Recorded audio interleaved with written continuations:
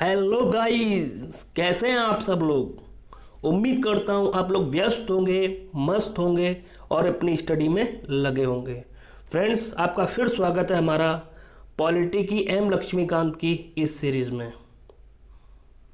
दोस्तों, उम्मीद करता हूँ आप हमारी वीडियोस को देख रहे होंगे और इसका आपको बहुत लाभ भी मिल रहा होगा। आज का जो हमारा टॉपिक है, दरअसल हम कुछ इम्पोर्टेंट आर्टिकल्स डिस्कस करेंगे जो एग्ज़ाम में बहुत ही महत्वपूर्ण अनुच्छेद जो होते हैं उनके बारे में डिस्कस करेंगे। देखिए, सारे के सारे आर्टिकल्स तो आप याद कर नहीं पाएंगे, लेकिन हम प्रयास करेंगे कुछ इम्पोर्टेंट आर्टिकल्स डिस्कस करेंगे जो आपके एग्ज़ाम में डायरेक्ट पूछे जाते हैं। ठीक है, तो आइए देखते हैं। और बता दूं, डिटेल से आर्टिकल्स जो है हम हर टॉपिक को जो डिस्कस कर रहे हैं उसमें डिटेल से डिस्कस करेंगे, लेकिन हम यहाँ पर एक सिंपल सा नज़र डाल लेते हैं कि कौन सा आर्टिकल में कौन सा प्रावधान है। ठीक है, आइए चलते हैं। देखिए, अनुच्छेद 1 जो है इसमें प्रावधान किया गया है संघ का नाम और राज्य क्षेत्र। ठीक है, यानी ये संविधान का भाग 1 है। इसमें आर्टिकल 1 जो है संघ और राज्य क्षेत्र, यानी संघ का क्या नाम होगा, राज्य क्षेत्र के बारे में डिस्कस किया गया है। आर्टिकल 3 देखिए, इसमें नए राज्यों का निर्माण वर्तमान राज्यों के क्षेत्रों, सीमाओं या नामों में परिवर्तन से संबंधित। ठीक है, तो इस आर्टिकल में आप देखेंगे नए राज्यों का निर्माण कैसे होगा, वर्तमान राज्यों के क्षेत्रों, उनकी सीमाओं और नामों में परिवर्तन किस तरीके से होगा। इसका प्रावधान है अनुच्छेद 3 में। चलते हैं आगे। अनुच्छेद 13, इसमें मूल अधिकारों को असंगत या उनका अल्पीकरण करने वाली विधियां। थोड़ा समझते हैं। देखिए, अगर कोई भी लॉ या कानून मौलिक अधिकारों के अगेंस्ट में है, बहुत ध्यान से सुनिए, अगर कोई भी कानून या संसद कोई भी ऐसा कानून बनाती है जो मौलिक अधिकार यानी फंडामेंटल राइट्स के अगेंस्ट में है, तो वह असंवैधानिक घोषित कर दिया जाएगा। आपको बताया कि फंडामेंटल राइट्स जो है हमारे संविधान में इसको गारंटी प्रोवाइड की गई है और सुप्रीम कोर्ट के माध्यम से। ठीक है, चलते हैं आगे। आर्टिकल 14, यह क्या कहता है, विधि के समक्ष समानता। कहने का मतलब ये है कि जो भी कानून होगा वो सभी के लिए समान माना जाएगा। आर्टिकल 16, लोक नियोजन के विषय में अवसर की समानता। इसका मतलब है कि जो गवर्नमेंट जॉब्स निकलती हैं या गवर्नमेंट जो नौकरियां आती हैं तो उसमें सभी के साथ समानता के आधार पर व्यवहार किया जाएगा। बाकी इस टॉपिक को अलग से डिस्कस करेंगे डिटेल से जब हम आर्टिकल को पढ़ेंगे डिटेल से। चलते हैं आगे। अनुच्छेद 17 देखिए, तो इसमें अस्पृश्यता का अंत है, यानी अनटचेबिलिटी, यानी जो छुआछूत के आधार पर जो भेदभाव किया जाता है समाज के वीकर पर्सन के साथ, तो इसमें उसका प्रावधान किया गया है, यानी एक प्रकार से छुआछूत को प्रतिबंधित किया गया है। चलते हैं आगे। अनुच्छेद 19 में क्या है, वाक स्वातंत्र्य आदि विषयक कुछ अधिकारों का संरक्षण। यानी कहने का मतलब ये है कि हम अपने मुंह से कुछ भी बोलना चाहते हैं, कुछ भी एक्सप्रेशन देना चाहते हैं, तो उसके बारे में हमारे अधिकारों को संरक्षित किया गया है अनुच्छेद 19 में। दरअसल हमको स्वतंत्रता प्रदान की गई है अनुच्छेद 19 में। चलते हैं आगे।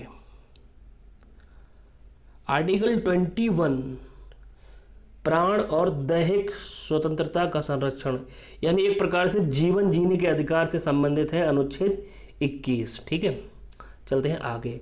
अनुच्छेद 21 का, तो इसमें प्राथमिक शिक्षा के अधिकार को सम्मिलित किया गया है। दरअसल जो प्राथमिक शिक्षा को अब क्या बना दिया गया है, एक फंडामेंटल राइट्स बना दिया है, तो इसका प्रावधान किसमें, अनुच्छेद 21 में। चलते हैं आगे।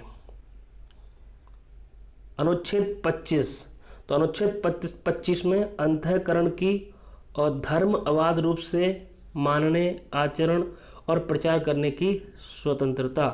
तो ये अनुच्छेद 25 कहता है कि हम किसी भी धर्म को अपना सकते हैं, उसके बारे में प्रचार कर सकते हैं, तो आपको उसको मनाने की स्वतंत्रता दी गई है अनुच्छेद 25 में। चलते हैं आगे। अनुच्छेद 30 क्या कहता है, शिक्षा संस्थानों की स्थापना और प्रशासन करने का अल्पसंख्यक वर्गों का अधिकार। तो आपको पता है कि विभिन्न प्रकार के माइनॉरिटीज़ हमारे कंट्री में हैं और उनको भी एजुकेशनल इंस्टीट्यूशंस इस्टेब्लिश करने का अधिकार दिया गया है हमारे फंडामेंटल राइट्स में, और यहाँ तक कि उन्हें उसका एडमिनिस्ट्रेशन चलाने का भी अधिकार दिया गया है। ठीक है, जैसे कि AMU है, अदर बहुत सारे यूनिवर्सिटीज़ हैं, कॉलेजेस हैं। ठीक है, चलते हैं आगे। अनुच्छेद 31 इसमें कुछ ज़्यादा कुछ नहीं है, ये थोड़ा सा हम लोग आगे डिस्कस करेंगे आगे जब हम लोग राइट टू प्रॉपर्टी को पढ़ेंगे। ठीक है, फिलहाल 32 मौलिक अधिकारों को प्रवर्तित कराने के लिए रिट सहित उपचार। दरअसल इसका मतलब ये है कि अगर हमारे फंडामेंटल राइट्स का अगर उल्लंघन होता है तो सुप्रीम कोर्ट जो है उनके संरक्षण की गारंटी हमें देती है। यानी इसका कहने का मतलब है कि अगर आपके मौलिक अधिकारों को कोई प्रतिबंधित करने का प्रयास करता है या उन्हें प्रभावित करने का कोशिश करता है तो जो है उसके लिए सुप्रीम कोर्ट 5 प्रकार की रिटें जारी करता है। डिस्कस करेंगे डिटेल से इसको पॉलिटी में। ठीक है, चलते हैं आगे। आर्टिकल 38 पे आइए आप। इसमें क्या है, राज्य लोक कल्याण की अभिवृद्धि के लिए सामाजिक व्यवस्था बनाएगा।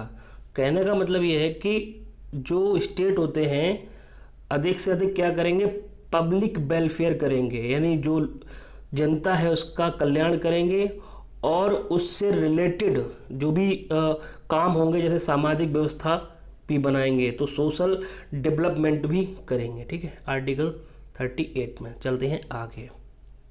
आर्टिकल 40 इसमें ग्राम पंचायतों का संगठन। दरअसल गांधी जी का सपना था, गांधी जी का मानना था कि शासन निचले स्तर से उच्च स्तर की तरफ जाना चाहिए। यानी जब तक, क्योंकि आपको पता है कि उस समय तक जो गांव की जो जनसंख्या थी बहुत ज़्यादा थी, तो डायरेक्ट जो है गवर्नमेंट का कंट्रोल स्टार्ट होना चाहिए बिल्कुल निचले स्तर से। तो निचले स्तर से जो है ग्राम पंचायतों का गठन कर दिया गया और वहाँ पर एक तरीके की संवैधानिक गवर्नमेंट के रूप में मान्यता दे दी गई आर्टिकल 40 में। चलते हैं आगे। आर्टिकल 44 इसमें क्या है, नागरिकों के लिए एक समान नागरिक संहिता। ठीक है, दरअसल जो भारत में लॉ है तो ये उम्मीद की जाती है कि जो भी कानून होंगे वो सबको उसका एक आधार पर पालन करना होगा। कहने का मतलब ये है कि जो भी कानून है वो सबके लिए बराबर होंगे। ऐसा नहीं है कि कोई कुछ कानून मान रहा है कोई कुछ कानून मान रहा है। तो इसमें ये प्रावधान किया गया है कि नागरिकों के लिए क्या होने चाहिए, एक समान कानून होने चाहिए। आर्टिकल 44 में। चलते हैं आगे। आर्टिकल 45 इसमें क्या है, 6 वर्ष से कम आयु वाले बालकों के लिए निःशुल्क और अनिवार्य शिक्षा का उपबंध। ठीक है, तो अनुच्छेद 45 में कहा गया है कि 6 वर्ष से कम उम्र के जो बच्चे हैं उन्हें निःशुल्क और अनिवार्य शिक्षा का क्या होना चाहिए, उपबंध होना चाहिए। चलते हैं आगे। आर्टिकल 46 में कहा गया है अनुसूचित जातियां यानी शेड्यूल कास्ट्स, अनुसूचित जनजातियां यानी शेड्यूल ट्राइब्स और अन्य कमज़ोर वर्गों यानी जो अदर वीकर्स पर्सन हैं हमारी कंट्री में, तो उनके लिए क्या होना चाहिए, शिक्षा और अर्थ संबंधी हितों में अभिवृद्धि। तो इसमें कहने का मतलब ये है कि जो अनुसूचित जनजातियां हैं या जातियां हैं और समाज के जो कमज़ोर वर्ग के लोग हैं तो उन्हें शिक्षा प्रोवाइड कराना चाहिए और उन्हें जो है आर्थिक सहायता भी प्रदान करनी चाहिए। चलते हैं आगे। आर्टिकल 50 क्या कहता है, आर्टिकल 50 कहता है कि कार्यपालिका से न्यायपालिका का पृथक्करण। यानी जो हमारे देश की जुडिशरी है वो कार्यपालिका से बिल्कुल स्वतंत्र होकर काम करेगी। पहले डिस्कस कर चुका हूँ, विधायिका, कार्यपालिका, न्यायपालिका। विधायिका और कार्यपालिका मिलकर काम करते हैं। हमारे यहाँ जो जुडिशरी है वो बिल्कुल इंडिपेंडेंट रहती है, स्वतंत्र रहती है। ठीक है, तो इसमें ये कहा गया। आर्टिकल 51 देखिए अब आप, इसमें अंतर्राष्ट्रीय शांति और सुरक्षा की अभिवृद्धि। तो इसमें प्रयास ये किया गया है कि जो इंटरनेशनल स्तर पर जो कोई भी कॉन्फ्लिक्ट होता है या कुछ भी होता है तो उसमें शांति बनाए रखने पर बल दिया गया है और सुरक्षा पर। चलते हैं आगे। अनुच्छेद 51 का, इसमें मौलिक कर्तव्य यानी फंडामेंटल ड्यूटीज़ का प्रावधान है। दरअसल ओरिजिनल कॉन्स्टिट्यूशन में फंडामेंटल राइट्स सम्मिलित नहीं थे, बट बाद में स्वर्ण सिंह कमेटी ने जो फंडामेंटल राइट्स को संविधान में सम्मिलित करने के लिए सिफारिश की थी, बाद में जो है इसे भारतीय संविधान में सम्मिलित कर लिया गया। डिटेल से आगे डिस्कस करेंगे इसको। तो अनुच्छेद 51 का में किसका प्रावधान है? मौलिक कर्तव्य। ठीक है, चलते हैं आगे। अब आते हैं 72। तो आर्टिकल 72 में क्षमा आदि और कुछ मामलों में दंडादेश के निलंबन यानी सस्पेंशन, परिहार, लघुकरण की राष्ट्रपति की शक्ति। तो अनुच्छेद 72 में राष्ट्रपति को क्षमादान की शक्ति दी गई है। क्षमादान का मतलब ये है कि वह जो भी दंड दिया है उसमें कमी कर सकता है। ठीक है, दंड को बदल सकता है। जैसे किसी व्यक्ति को मृत्युदंड मिली है तो उसको आजीवन कारावास कर सकते हैं। ठीक है, और इसमें मृत्युदंड अगर किसी को दिया गया है तो जो है राष्ट्रपति जो है मृत्युदंड को भी क्षमा कर सकता है। चलते हैं आगे। आर्टिकल 74। तो इसमें राष्ट्रपति को सहायता और सलाह देने के लिए क्या होगी? एक मंत्रिपरिषद होगी।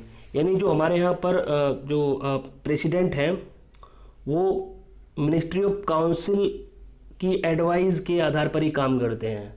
ठीक है, तो उसका प्रावधान जो है 74 में दिया गया है। साफ साफ लिखा है कि राष्ट्रपति को सहायता और सलाह देने के लिए क्या होगी? एक मंत्रिपरिषद होगी। ठीक है, चलते हैं आगे। आर्टिकल 78। राष्ट्रपति को जानकारी देने आदि के संबंध में प्रधानमंत्री का कर्तव्य। यानी अगर प्रेसिडेंट कोई भी जानकारी मांगते हैं प्रधानमंत्री से XYZ, तो प्रधानमंत्री को वो जानकारी देनी ही होगी, क्योंकि प्रधानमंत्री क्या होता है? वास्तविक कार्यपालक है। ठीक है, सरकार का मुखिया भी होता है। तो जाहिर सी बात है कि राष्ट्रपति अगर कोई जानकारी मांगे प्रधानमंत्री से तो प्रधानमंत्री उनको जानकारी उपलब्ध कराए। तो इसका प्रावधान किस अनुच्छेद में? 78 में। चलते हैं आगे। आर्टिकल 110। इसमें धन विधेयक की परिभाषा। तो इसमें क्या है? मनी बिल के बारे में बताया गया है। ठीक है, तो मनी बिल का प्रावधान किस अनुच्छेद में है? 110 में। अब ये मनी बिल क्या है, कैसे पारित होता है, डिस्कस करेंगे आगे डिटेल से। चलते हैं आगे। आर्टिकल 112। इसमें क्या है? वार्षिक वित्तीय विवरण यानी बजट। यानी जो हर साल आप देखते हैं बजट पास किया जाता है, तो उसका प्रावधान आर्टिकल 112 में किया गया है। ठीक है, चलते हैं आगे। अनुच्छेद 123। तो इसमें क्या है? संसद के वे शांतिकाल में अध्यादेश जो है राष्ट्रपति की शक्ति है। दरअसल होता क्या है? आर्टिकल 123 में ऑर्डिनेंस यानी जो है अध्यादेश लागू करने की किसकी शक्ति है? राष्ट्रपति की शक्ति है। तो आपसे क्वेश्चन कर सकते हैं कि किस आर्टिकल में ऑर्डिनेंस यानी अध्यादेश का प्रावधान है? तो अनुच्छेद 123 में। चलते हैं आगे। 143 यानी 143 अनुच्छेद देखते हैं। इसमें उच्चतम न्यायालय से परामर्श करने की राष्ट्रपति की शक्ति। एक्चुअली राष्ट्रपति को ऐसा लगता है कि कोई भी लॉ पर उन्हें कोई एडवाइस चाहिए, कोई सलाह चाहिए, तो वो जो है किससे मांग सकते हैं? उच्चतम न्यायालय से। लेकिन उस सलाह को मानने के लिए राष्ट्रपति बाध्य नहीं है। तो क्वेश्चन कर सकते हैं आपसे कि राष्ट्रपति जो है किससे सलाह ले सकता है? तो उच्चतम न्यायालय के यानी सुप्रीम कोर्ट से। किस अनुच्छेद के तहत? अनुच्छेद 143 के तहत। चलते हैं आगे। आर्टिकल 155 जो है जिसमें किसका प्रावधान है? इसमें राज्यपाल की नियुक्ति यानी जो गवर्नमेंट अपॉइंट कैसे होता है। तो अनुच्छेद 155 में राज्यपाल की नियुक्ति। चलते हैं आगे। अनुच्छेद 161 में क्या है? क्षमा आदि कुछ मामलों में दंडादेश के निलंबन, परिहार, लघुकरण की राज्यपाल की शक्ति। तो यहाँ पर भी जो हम प्रेसिडेंट की पावर को डिस्कस करके आए 72 आर्टिकल में, वही कुछ कुछ यहाँ पर दिया है। तो हमारे यहाँ पर राज्यपाल जो है उसको दंड को कम करने का अधिकार होता है, उसमें थोड़ी सी कमी कर सकता है, लेकिन राज्यपाल मृत्युदंड को क्षमा नहीं कर सकता। चलते हैं आगे। यानी एक प्रकार से क्वेश्चन किया जा सकता है कि राज्यपाल की क्षमादान की शक्ति का प्रोविज़न किस आर्टिकल में है, तो 161 आर्टिकल में। ठीक है, चलते हैं आगे। 164, राज्यपाल को सहायता और सलाह देने के लिए क्या होगी, एक मंत्रिपरिषद होगी। अभी हम जैसे डिस्कस करके आए हैं राष्ट्रपति के बारे में, सेम उसी तरीके से राज्यपाल के। यानी आपको बताया कि जो राज्यों में विधानसभा होती है या विधान परिषद, दोनों, कोई भी XYZ दोनों हो, तो जब सरकार बनती है तो उसमें मंत्रिपरिषद बनती है राज्यों में भी। तो राज्यपाल जो है उस मंत्रिपरिषद से क्या कर सकते हैं, सहायता और सलाह ले सकते हैं अपने कामों में। ठीक है, चलते हैं आर्टिकल 167, राज्यपाल को जानकारी देने आदि के संबंध में मुख्यमंत्री के कर्तव्य। तो अगर राज्यपाल जो है मुख्यमंत्री से कोई भी जानकारी मांगते हैं तो वो मुख्यमंत्री को देनी पड़ती है। ठीक है, चलते हैं आगे। आर्टिकल 169 169, इसमें क्या है, राज्यों में विधान परिषदों का उत्साधन यानी ख़त्म करना और सृजन यानी बनाना। यानी जो राज्यों में विधान, ऐसे समझिए आप, विभिन्न प्रकार के स्टेट्स में आपको पता है विधान परिषद एंड विधानसभा दोनों होती है, बट कई सारे स्टेट ऐसे होते हैं जहाँ पर विधान परिषद होती नहीं, केवल विधानसभा होती है। वो डिपेंड करता है कि विधानसभा अगर चाहे तो राज्य में विधान परिषद बनवा सकती है, बशर्ते उसके लिए संसद के पास जाना होगा। इसका लंबा प्रोसेस है, इसको डिटेल से डिस्कस करेंगे आगे। ठीक है, तो विधान परिषदों का जो ख़त्म करना और बनाने का प्रावधान किस अनुच्छेद में, अनुच्छेद 169 में। चलते हैं आगे। अनुच्छेद 200, तो इसमें क्या है, विधेयकों की अनुमति। दरअसल होता क्या है, जब भी राज्यों की विधानसभाओं से कोई भी कानून पास होकर, जब भी कोई विधेयक पारित होता है तो वो एज अ राज्यपाल के पास जाता है। तो राज्यपाल जो है या तो उसको अप्रूव्ड कर देते हैं या उस पर मना कर देते हैं या राष्ट्रपति के पास विचाराधीन कर देते हैं। तो आपसे पूछ सकते हैं कि विधेयकों की अनुमति का प्रावधान किस अनुच्छेद में है, 200 में। चलते हैं आगे। अनुच्छेद 213, विधानमंडल के बारे में जो अध्यादेश को प्रख्यापित करने की राज्यपाल की शक्ति है। अभी हम देख के आए ऊपर राष्ट्रपति वाला टॉपिक, आर्टिकल 123 में ऑर्डिनेंस, तो उसमें भी ऑर्डिनेंस का प्रावधान था। अब यहाँ पर अनुच्छेद 213 के तहत राज्यपाल जो है ऑर्डिनेंस पास कर सकता है, ठीक है, राज्यों में। तो उसका प्रावधान अनुच्छेद 213 में। चलते हैं आगे। अनुच्छेद 226, देखिए, कुछ रिटें निकालने की उच्च न्यायालय की शक्ति।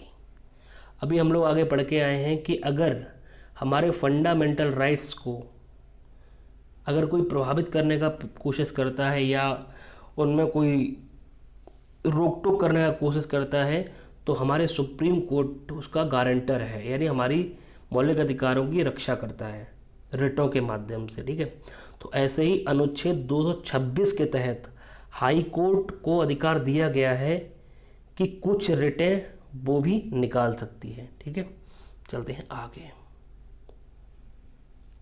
अनुच्छेद 239 का तो इसमें दिल्ली के संबंध में विशेष उपबंध, डिटेल से डिस्कस करेंगे इसको आगे। आप केवल इतना याद रखें कि दिल्ली के संबंध में जो स्पेशल प्रोविज़न है वो किस आर्टिकल में, 239 का। ठीक है, चलते हैं आगे। आर्टिकल 249, इसमें क्या है, राज्य सूची के विषय के संबंध में राष्ट्रीय हित में कानून बनाने की संसद की शक्ति। ठीक है, आपको बताया कि जो सब्जेक्ट हैं विभिन्न प्रकार की लिस्टों में बांटे गए हैं। एक संघ लिस्ट यानी यूनियन लिस्ट, संघ सूची, दूसरी समवर्ती सूची यानी कॉन्करेंट लिस्ट, तीसरी राज्य सूची यानी स्टेट लिस्ट। समवर्ती सूची पर केंद्र और राज्य मिलकर कानून बनाते हैं। संघ सूची पर केंद्र सरकार कानून बनाती है, राज्य सूची पर राज्य सरकार कानून बनाती है। ठीक है, तो ऐसा ही इसमें है। मान लीजिए अगर कोई नेशनल इंटरेस्ट का अगर कोई विषय है और उसका प्रावधान है राज्य सूची के तहत, तो उस पर कानून बनाने की शक्ति संसद के पास है। ठीक है, चलते हैं आगे। आर्टिकल 262, इसमें क्या किया गया है, अंतर्राज्यीय नदियों या नदी घाटियों के जल संबंधी विवादों का न्याय निर्णय। बहुत इम्पोर्टेंट टॉपिक है आज के समय में, ये बहुत ही ज़्यादा इम्पोर्टेंट है। आपको पता है कि विभिन्न प्रकार की नदियों में वाटर डिस्प्यूट को लेकर बहुत ज़्यादा प्रॉब्लम्स का सामना करना पड़ रहा है। तो उसी समस्या को दूर करने के लिए अनुच्छेद 262 में अंतर्राज्यीय यानी एक राज्य या दो राज्यों के बीच में नदी का जल विवाद होता है, तो उसके लिए विभिन्न प्रकार के ट्रिब्यूनल्स गठित किए जाते हैं। ठीक है, तो उसका प्रावधान 262 में। चलते हैं आगे। 263 अंतर्राज्यीय परिषद के संबंध में उपबंध। तो अनुच्छेद 263 में एक राज्य का दूसरे राज्य के साथ अगर कोई विवाद होता है तो उसके लिए अंतर्राज्यीय परिषदें बनाई जाती हैं 263 में। चलते हैं आगे। अनुच्छेद 265 में विधि के प्राधिकार के बिना करों का अधिरोपण न किया जाना। कहने का मतलब है कि अगर कोई भी टैक्स इम्पोज किया जाएगा, लगाया जाएगा, तो बिना जो है कानून बनाए टैक्स नहीं लगाया जा सकता। तो इसका कहने का मतलब ये है कि अगर कोई टैक्स लगाया जाएगा तो उसके लिए कुछ ना कुछ प्रोविज़न बनेगा। उसका प्रावधान किस अनुच्छेद में, अनुच्छेद 265 में। चलते हैं आगे। अनुच्छेद 275 कुछ राज्यों को संघ से अनुदान। ठीक है, तो जो अनुदान है यानी जो ग्रांट्स हैं, तो उसका प्रोविज़न कितने आर्टिकल में, 275। आपको पता है कि भारत में विभिन्न जो राज्य हैं उनकी ग्रोथ रेट अच्छी नहीं है। ठीक है, काफ़ी ज़्यादा पॉवर्टी है और काफ़ी सारे चैलेंजेस का सामना करना पड़ रहा है। तो अक्सर ऐसे राज्य जैसे बिहार जो है अनुदान की मांग करता रहता है केंद्र से। ठीक है, तो राज्यों को जो है अनुदान देने का जो प्रावधान है उसका प्रावधान 275 आर्टिकल में किया गया है। चलते हैं आगे। अनुच्छेद 280 में वित्त आयोग डिटेल से डिस्कस करेंगे। फिलहाल याद रखें कि वित्त आयोग का प्रावधान किस अनुच्छेद में, अनुच्छेद 280 में। चलते हैं आगे। 300 वाद और कार्यवाहियाँ, ये भी थोड़ा सा उससे प्रॉपर्टी से रिलेटेड है, तो उससे डिस्कस करेंगे डिटेल से आगे। 300 का विधि के प्राधिकार के बिना व्यक्तियों को संपत्ति से वंचित न किया जाना, यानी संपत्ति का अधिकार। पहले जो है राइट्स टू प्रॉपर्टी, जो संपत्ति का अधिकार था, पहले क्या था, एक फंडामेंटल राइट्स था अनुच्छेद 31 के तहत। ठीक, बट संविधान में संशोधन के माध्यम से इसको मौलिक अधिकार से हटाकर एक विधि का अधिकार या कानून का अधिकार बना दिया गया है। ठीक है, तो इसका प्रावधान किस अनुच्छेद में, 300 का। तो आपसे पूछ सकते हैं कि संपत्ति का अधिकार जो अब एक विधि का अधिकार है उसका प्रावधान किस अनुच्छेद में, तो 300 का। ठीक है, चलते हैं आगे।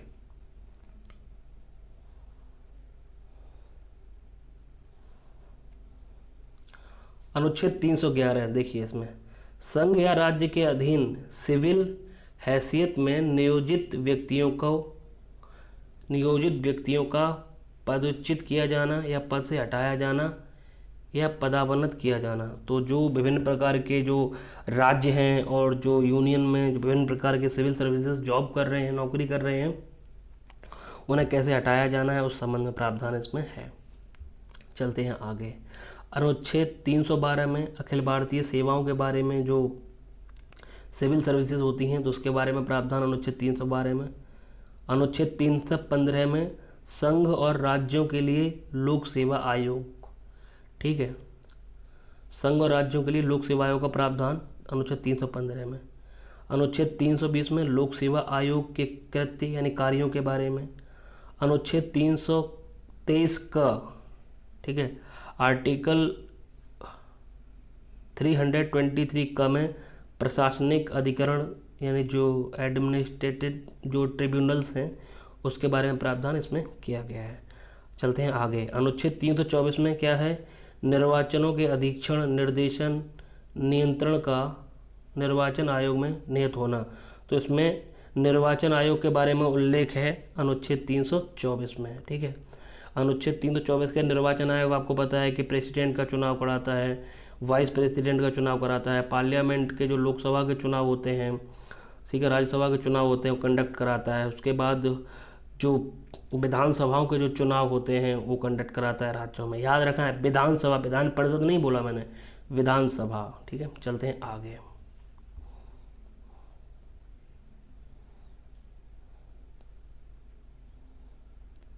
ठीक है, चलते हैं आगे। अनुच्छेद 330। ठीक है, तो इसमें लोक सेवा में अनुसूचित जातियों, अनुसूचित जनजातियों के लिए स्थानों का आरक्षण।